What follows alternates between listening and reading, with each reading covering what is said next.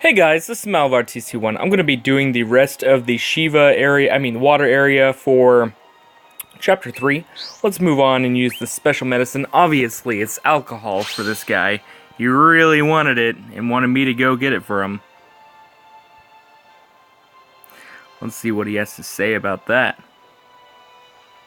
Hey, you're back. You bought my special medicine. Yeah, this isn't medicine, is it? Of course it is. This bottle here can cure any ailment. And to think, people around here struck me as being real sober, considering chaos and all. That's right, chaos is coming. I need all the help I can get. This'll help me relax until I need it at the front. Anyways, you take care of yourself. Wow. Just getting in my way so they can drink it off when I'm trying to be the warrior of light here. That's not cool. Not cool at all. Make sure that you stick around later today, or check back later today, for the Final Fantasy 15 game giveaway winner. That is not happening in this video. It will be happening in a video later today. And I want you to just if you're the winner, awesome. Congratulations. And if you're not, congratulate the winner. There will be future giveaways. Better giveaways. Sometimes equal giveaways. And sometimes a Google Play gift card, which is also good. So I'll be announcing another giveaway for the next month, as well as telling the winner of this one. Of October's. So yeah, come back later for that. Today I wanted to talk a little bit about Magic the Gathering. Now, if you're a card game fan, which I have been since the days of the Pokemon card game, which came out actually a little bit after Magic the Gathering, but I started Magic the Gathering around 3rd edition, which is Arabian Nights. But I played first Pokemon the card game back when I was about 5th grade, so I must have been about 9 years old-ish. But yeah, Magic the Gathering got into that around middle school. I'd started middle school, and all the kids were playing Pokemon. I was playing Pokemon. I would bring my cards to school, and it just seemed like nobody was willing to trade the cards that I needed, / I never had the right decks in order to play against people, and it was kind of a more or less collectible anyways, a collecting game. Not so much I played it for fun, not really. It more or less to collect the cards is why I was into Pokemon. When a older kid, who was like in 7th or 8th grade, I was in 6th grade, said, "Hey, you play Magic the Gathering?" One day during lunch, I was like, "No, I've never heard of it." He's like, "Come here, I'll teach you." It was great, because I thought they were playing Pokemon at first. And they're like, "No, we're not playing Pokemon." And then as I was walking away, he's like, "Have you played Magic the Gathering?" And I said, No, I haven't. And he's like, "Well, it's only been out for a couple years." So he showed me that, and he showed me how to play, and it looked really fun.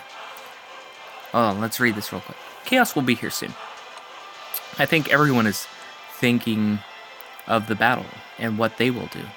I think chaos is an answer to a question we've been asking all our lives. What would anyone do when they faced a certain death? What will you do? I don't know yet, but it won't be long now, and somehow it's a relief. Tough thoughts. Let's move onward.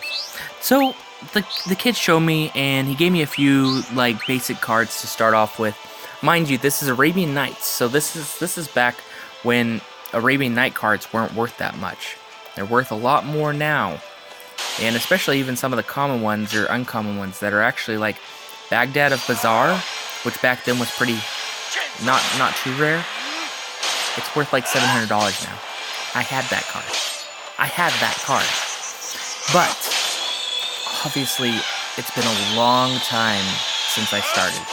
And I've traded and gotten rid of cards, lost cards, bought new cards.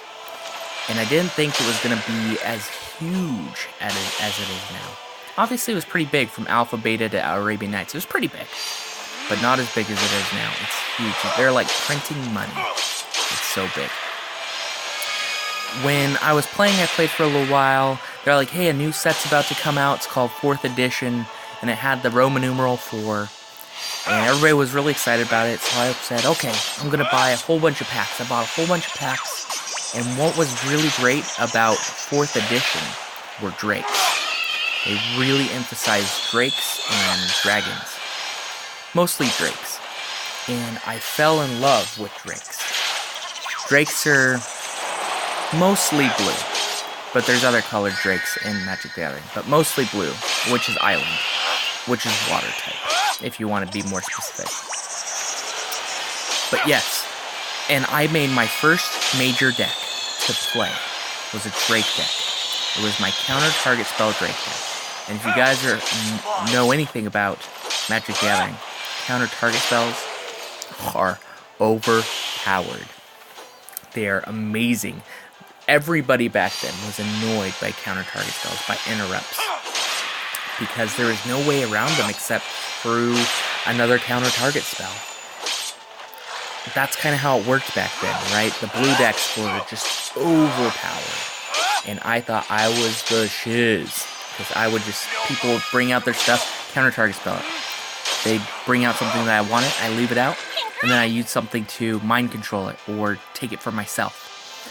And if there was a time where they didn't have anything except more spells and stuff like that, I would put out some pretty amazing drakes that you pay the mana to bring them out, and they give you the mana back that you paid to bring them out. Like Pateri Drake is one of my favorite drakes because it costs 5 mana, yes, but you put out that 5 mana to put it out, and say you have a few in your hand, like 2 or 3, it gives you 5 mana back. So you put it out, pay the 5 mana, it gives you 5 mana back. You put out the next one, it gives you 5 mana back. Put out the next one, it gives you 5 mana back. So every time you're paying 5 mana, it gives you 5 mana back. Mana is what you use to pay for the cards, like the energy that it costs. And by the time you got out the 2 or 3 drakes you had, you still have the mana to counter target spell, to take control of another player's cards. Fantastic combination, because you always had the mana you needed, plus you were able to get creatures out. I really like the ability phasing too, because it worked with a counter target spell deck. You would phase your creatures out of existence when it wasn't your turn. So you would have to be able to counter target spell the stuff that they brought in, but when it's your turn, the creatures came back, and you were able to attack with them, they were able to do everything normal, except they couldn't be targeted when it wasn't your turn. Pretty great combination. Nowadays, there's so many rules, so many abilities, so many extra things. I recently played in the Kaladesh, which is the newest pack. I played a Friday Night Magic,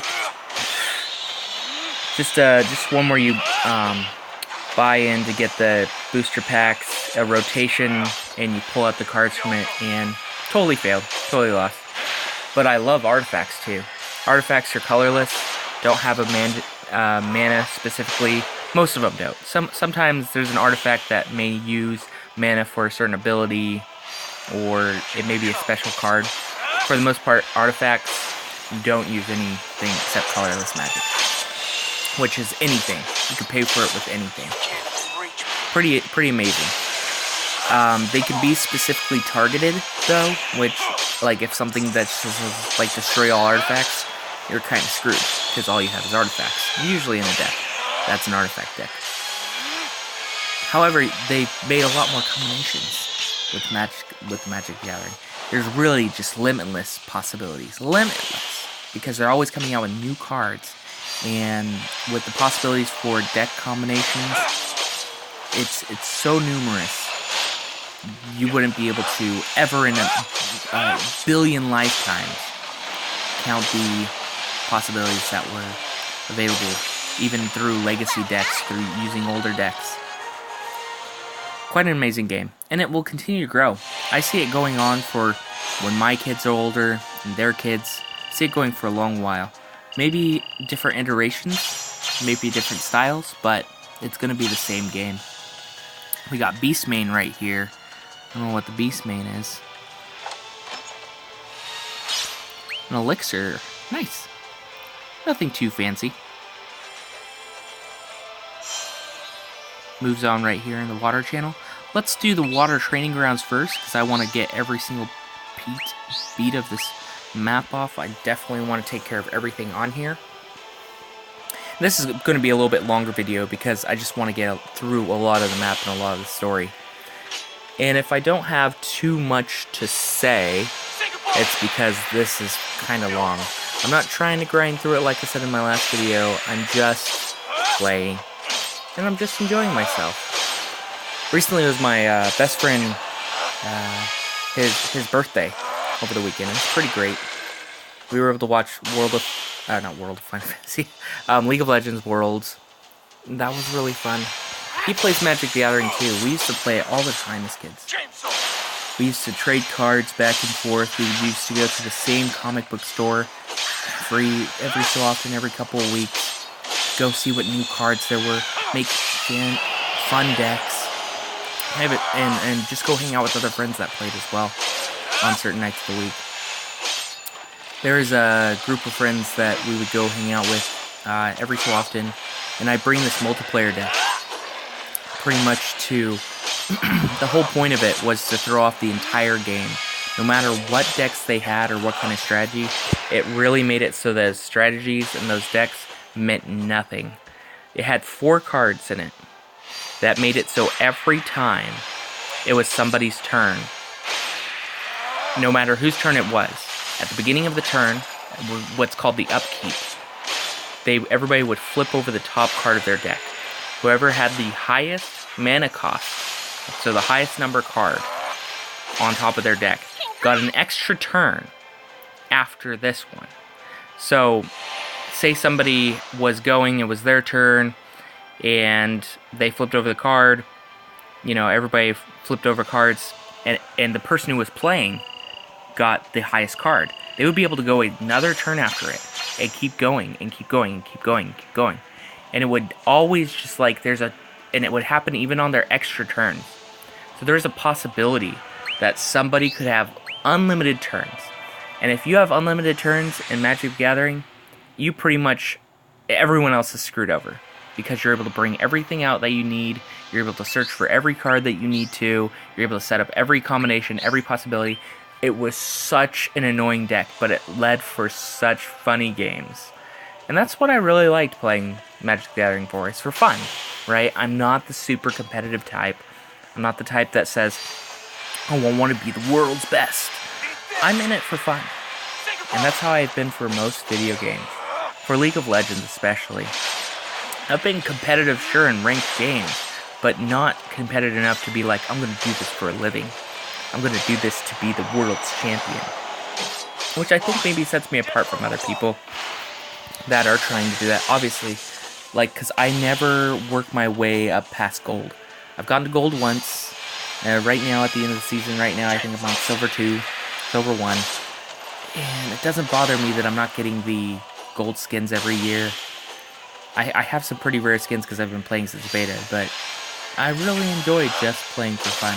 The Teamoing event was so fun. It made me laugh. Made me just at the whole situation. Giant Teemo, picking different champions to fight against Teemo. Been crazy fun.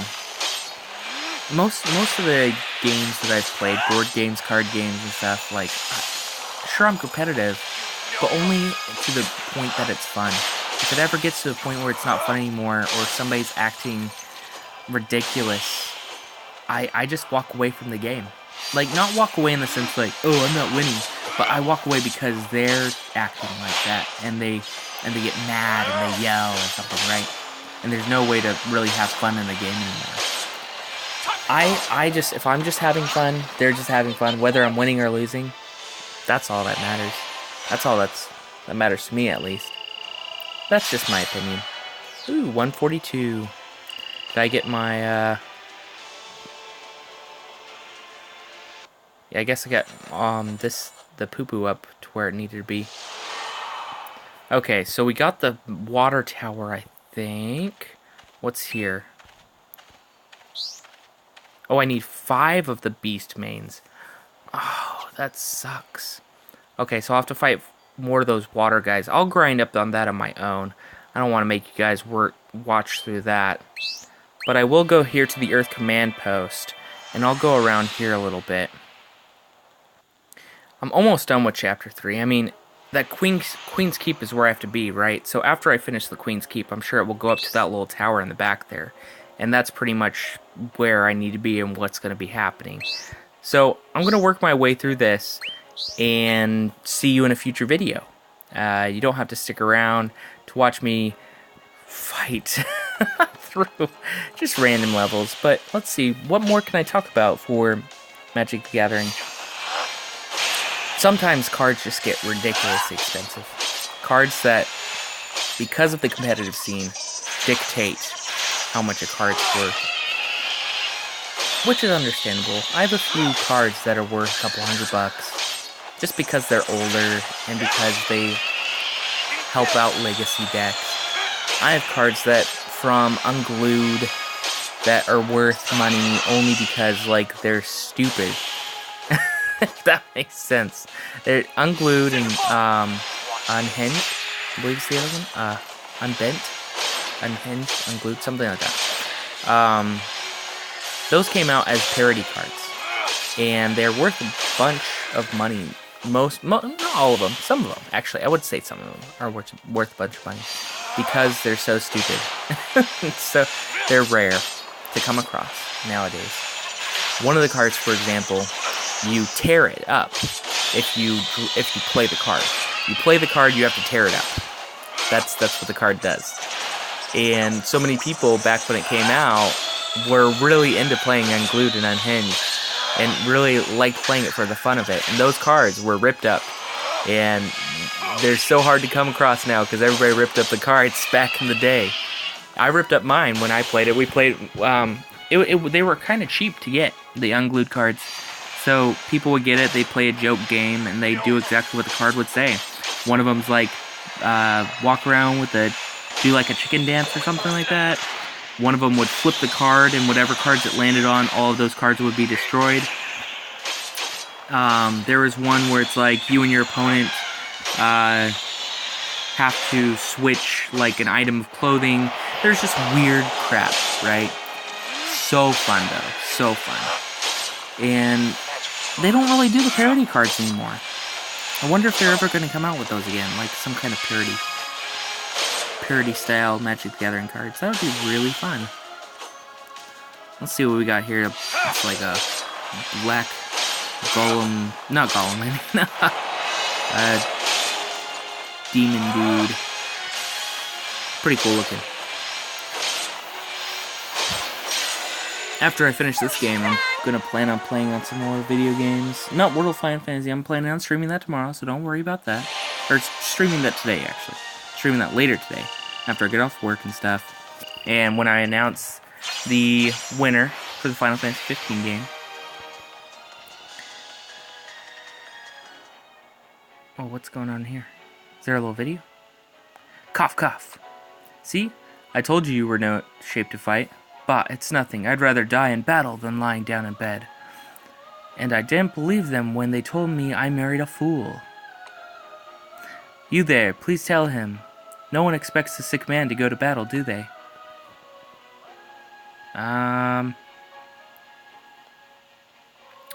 Don't die for nothing. You can't stop me. I can't just sit here while everyone else fights. I'd rather die a fool than live a coward. Well, don't die for nothing, man. That's all I can say. If you're gonna die, die not a fool. Okay, let's move on here. This is probably gonna be where the next part of this little story thing comes from. Earth follows. You know what I get suckered into a lot? Getting strategy guides for video games. And I never look at them because I can go online. But I get the collector's ones because they're so cool. Like, I got the Fallout 4 strategy guide, the collector's edition one. I haven't opened it up once since I got it. Isn't that weird? I mean, I still have it. It's not like it's going to increase in value. It's a strategy guide. There's strategy guides from old games that, like Mortal Kombat 3, for example, that I had. I want to go check how much a Mortal Kombat 3 strategy guide is in mint condition. Like $5. Because nobody wants an old strategy guide. They say collector's edition because it's a collector's, right? No, nobody wants them. Nobody wants them unless they're like so old you would never be able to find one ever. That would be like a strategy guide for the original Super Mario Brothers, and finding one that was like an official strategy guide from Nintendo. That obviously is out of reprint and everybody threw theirs away a long time ago. Something like that. That would be probably worth a bit of money. But nothing like that's a Prima official strategy guide or collector's guide for a game that everybody has or everybody got, right? That's not something that's going to be worth anything. I wonder if there are things though that I think will be worth something to my kids and to their kids someday. I have some collector's edition things from like League of Legends Worlds tournaments, like the Pulsefire Ezreal, and a few other little collector's things like the Earth little figurine in its box. There's only a certain number made. Some old comic books, very old comic books I have. Those will be worth something. Old cards, old Magic Gathering cards. Stuff like that. Stuff that's, you know, so old, and you're never going to do anything with it. One day it will be worth something. Maybe they can sell it or eBay it or something and get a good amount of money to work themselves up. I mean, I've worked myself up pretty good in my life with work and school, but I want the best for my kids too. Maybe they'll have something that they'll be able to sell and give them a good footing. So I try to hold on to stuff. Let's see what we get here. An elixir. I didn't have what it took to become the Warrior of Light. I traded my sword for a plow and to till the land here, but I still fight chaos in my own way.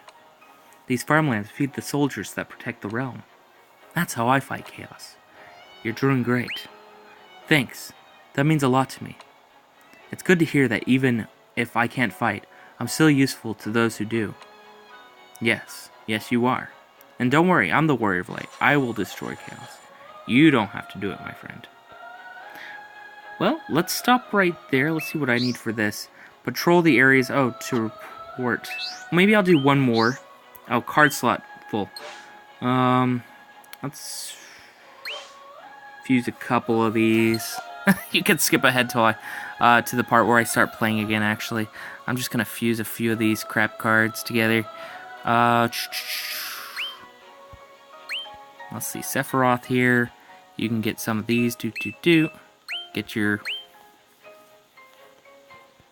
little skill seeds up. And let's change it again. Let's grab just something like right here. Chariot, sure. Haven't built up Chariot yet. And give them some of these for skill seeds. I wonder what kind of good cards you guys have come across. I mean, I haven't done any of the 4-star draws for a while, because I don't want to chance getting something crappy, because I've collected everything that I need to collect for cards-wise that are available through buying in the ability shop, and the cards that you get for the 4-star draws, just the chance of you getting something that you already have that's not good is too high. It's just not high. I mean, it's too high to get something that you don't want. So, I'm not doing it. I'm probably never going to do it. I'm just going to wait for those cards to come out until it becomes to a point where the cards that you get from the 4-star draws the chance of getting them are a lot higher than getting something you already have. It's not worth it otherwise. Talking about things in the future, I'm really excited for a few movies coming up. Got a few on my list. Definitely the Star Wars movie. I'm really excited for Rogue One. Oh gosh. That's gonna be so awesome to see Darth Vader again in his full, like, badassery, you know, full awesomeness. I can't wait to see that. That's gonna be so cool. Other than that, the Fantastic Beasts and Where to Find Them, the new Harry Potter movie coming out, that's gonna be pretty awesome. Really excited for that one as well. There's a few more on my list. Can't think of quite at the moment, but yeah. Really excited for some stuff coming out. I recently saw a movie on Netflix that was a Netflix original called Arc, and it's about time looping. ARQ. Quite an interesting movie. It kind of followed this path where this man and this woman start remembering things about, you know, being stuck in a time loop, and kind of got this whole kind of twist to it, and I don't want to ruin anything for anybody, so if you're going to see the movie, it's good. I really enjoyed it. My wife thought it was going to be a TV show when we started watching it. She didn't realize it was a movie, so she was kind of surprised when it ended, and she's like, okay, next episode. It's like, there wasn't any more episodes. But yeah, check it out. It's a good movie. I was born weak. I can't be a soldier, and there's only so much hope I can do with the heavy lifting. Even if I help pick up a sword, I'd only get in the way, or I'd fall on my own sword, most like. You're being craven. You'd do fine. Oh, really? You're the first person to say anything like that to me. I think I'm alright now. I'm not afraid to die. I'll fight. Oh, okay. I didn't know what to say. I guess that works for me. Teleport to the Earth Command Post. Let's see what they have to say when I show up there. Welcome back. How did things go? Fine, I guess. I didn't give them a heroic speech or anything. That's fine. Everyone seems happy that you spoke your mind. I wasn't particularly nice to them. As you might have noticed, all the blanks here are those who at one point tried to follow the path of the prophecy. Obviously they failed, and there is some amount of guilt associated with that. Trying to be nice to them would not have solved matters. You were honest, and honesty is sometimes what people need. They are thankful for that. I only told them what I wanted to say, but if that helped them somehow, I'm glad. Here's your mark. You deserve it. Awesome! Mark of the Earth. It would seem you cannot sympathize with those soldiers who devote themselves to their duty. Is it because you think yourself above them? Or perhaps you are simply a solitary savage? Those both seem extreme. Isn't there a normal choice? Oh, there is nothing normal about you. No? Then maybe I'll make my way up here. Higher heights bring greater responsibilities. You must be more mindful of your conduct.